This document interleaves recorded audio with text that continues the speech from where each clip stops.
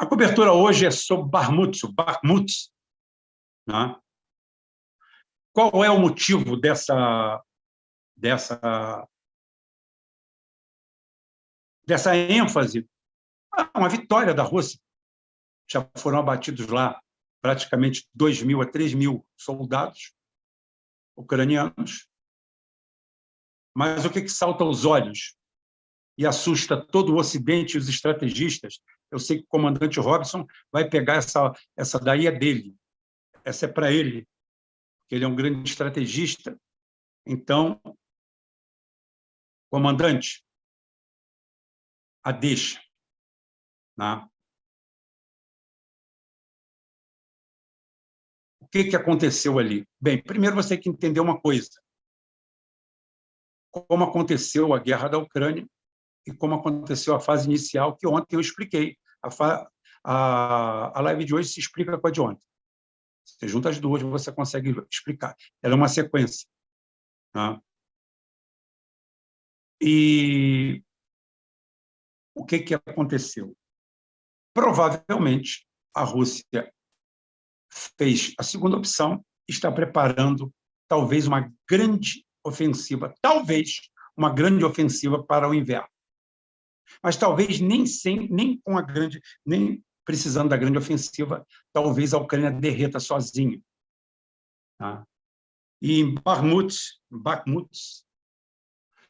nós tivemos um caso clássico entre ontem e hoje. Foi o rompimento das fileiras ucranianas por formações de tanques russas, mais especificamente os T-90M Proliv 3, né?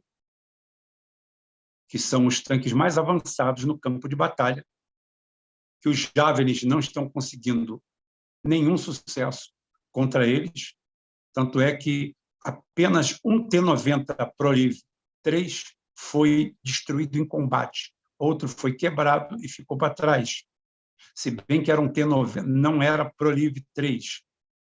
Esse último, tá? Ele tem um sistema de defesa reativa que é assim 4 a 5 vezes superiores aos outros. A gente imagina mais ou menos o que deve ser o T-14. Rubem, por que os T-14 e os Armata, que são considerados os únicos tanques de terceira geração no planeta, até superiores muito ao T-90, não estão na Ucrânia? Porque simplesmente são poucos. Tem 400 carros de combate desses. E esses 400 carros de combate são a reserva de Moscou. Então, eles não vão ir para lugar algum. Estava no campo de treinamento, estavam usando três Armata para adequação de treinamento, pilotagem em si. Ele é muito superior. Tá? Só que o que acontece? Quando você consegue romper uma linha de defesa com uma linha de blindados, é porque não existe mais defesa. Não existe mais defesa. O ambiente urbano é o mais perigoso do mundo para os tanques. É considerado uma armadilha. Ali não tem T-72, não tem T-90, não tem Abraham, não tem nada. Merkavá, não tem nada. Nada. Leopard, não tem nada. Ali é terrível. Por quê? Porque mesmo os sistemas ativos e passivos de radares vão ser ocultados por causa das construções. E atrás de cada construção pode ter um Javelin, pode ter um RPG-7, pode ter qualquer um. Tá? E vai ser caixão e vela preta. Mas os T-90 superaram isso. Os T-90, os Proliv 3, andam pela rua de Bakhmut como quem anda em casa, fazendo simplesmente um absurdo, um verdadeiro genocídio. Com a sua blindagem reativa de última geração, nenhum Javelin ou conjunto de Javelin está conseguindo pará-los. Tá? Eles fizeram esse assalto Bakhmut, atravessaram as linhas, romperam as defesas e espalharam o caos. O exército ucraniano mandou uma companhia inteira de tanques, provavelmente T-64 e T-72, mas há a possibilidade de haver alguns estrangeiros que estão rareando, tá? Porém, todos foram dizimados pelos T-90. Eu até quero dar um número para você assustador. A Ucrânia perdeu aproximadamente 50 mil homens embarcados em carros blindados, tanques, veículos de transporte. Esses números são acompanhados pelo Ministério da Defesa da Rússia, pois na Operação Rescaldo é feita a coleta seletiva de todos os corpos. Um trabalho mórbido, mas extremamente útil. E eu vi ontem uma filmagem, nossa, os caras dentro de um BMP, tirando assim, parecia pedaço para tudo quanto é lado. Ah, coisa horrível. Assustador.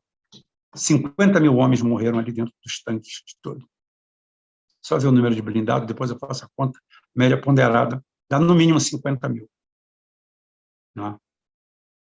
Só que hoje a Ucrânia mostrou, né, em Bakhmut, ela mostrou que ela não está tendo capacidade no campo de batalha de fazer uma linha de defesa que podem ser rompidas basicamente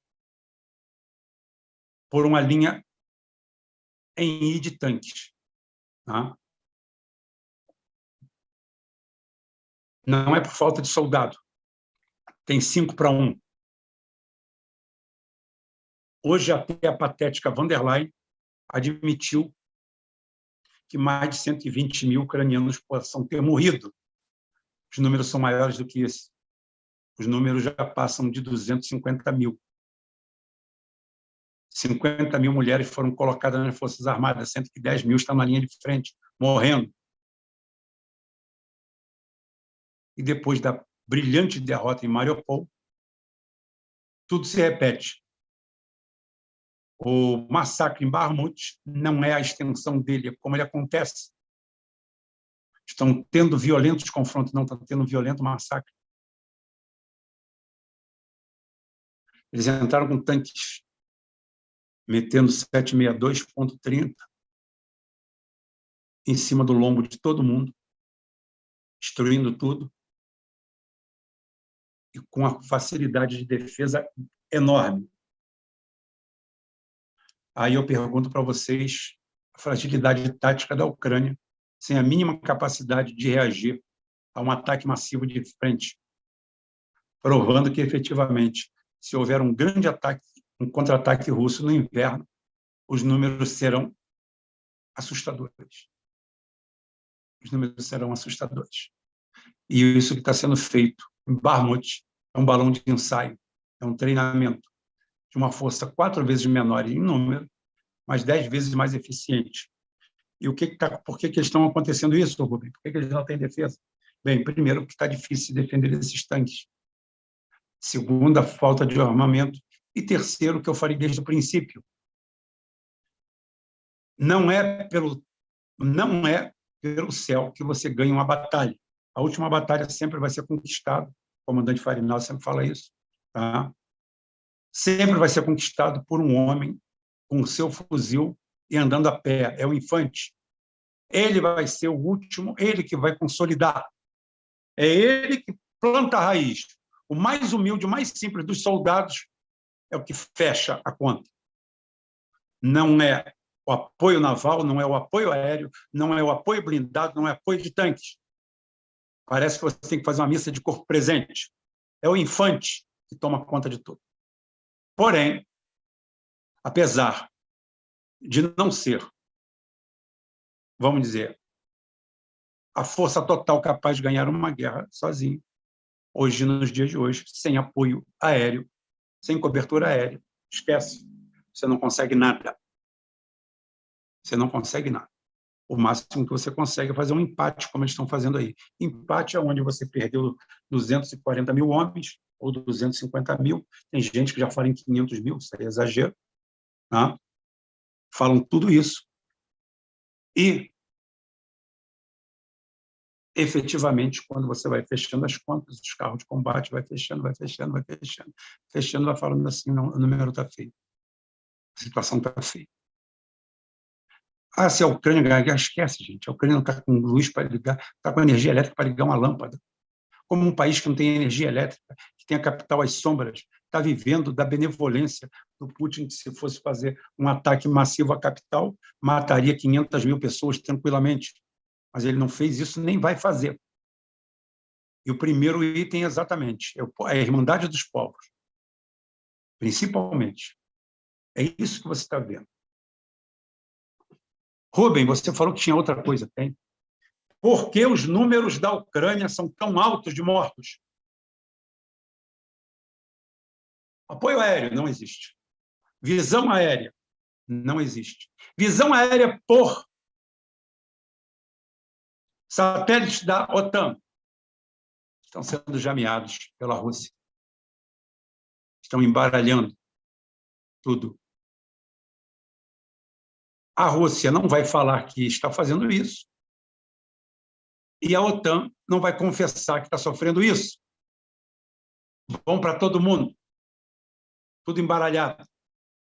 Mas vamos aqui, para fechar essa história de hoje, explicar por que é que a razão de 4-1, 3-1 que existe normalmente, historicamente, num combate onde não há um Waterloo, onde não há um confronto, um choque de frente total, onde a guerra existe, mas é um fronte muito grande, e são escaramuças, isso, aquilo, outro, mesmo um ganhando muito mais do que o outro.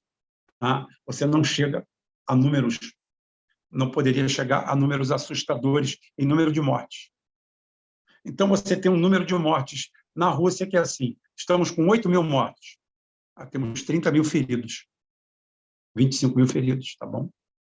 A Ucrânia, temos 240 mil mortos e 50 mil feridos, ou temos 150 mil mortos e 30 mil feridos. Por que essa discrepância toda? Bem, primeiro, formato da guerra, como você vai para a guerra. Bem, a gente vai para atacar kamikaze de frente, pervitinho na ideia, fome na barriga, uma arma velha na mão, e vamos para cima dos russos.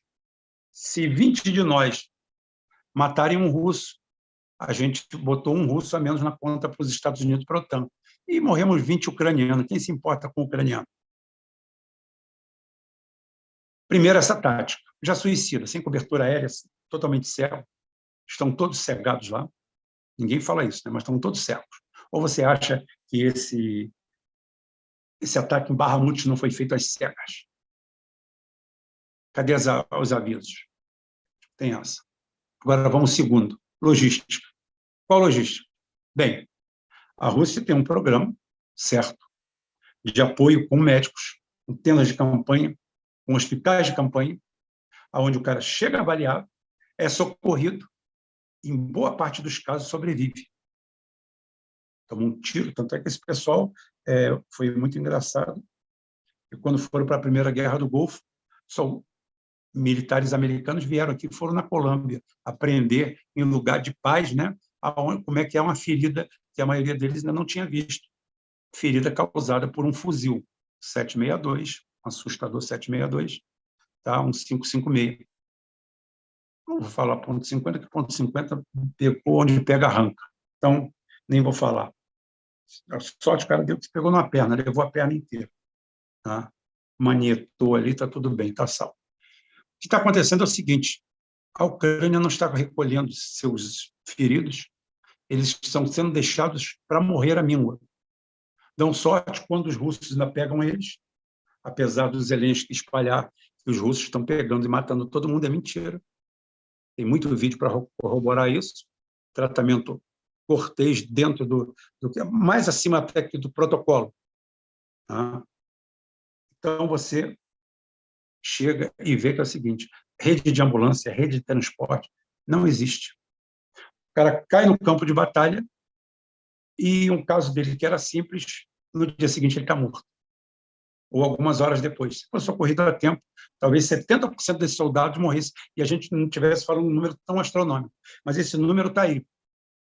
Exatamente nisso. Falta de hospitais de campanha, falta de profissionais de qualidade, falta de todo um apoio logístico para fazer isso. Tanto é que está saindo aviões para outros países, tá? Para o que eles conseguem sacar. A maioria fica ao léu, a sua própria sorte. E não raro, em menos de 24 horas, um ferimento que não era tão grave, que teria resolução tranquilamente.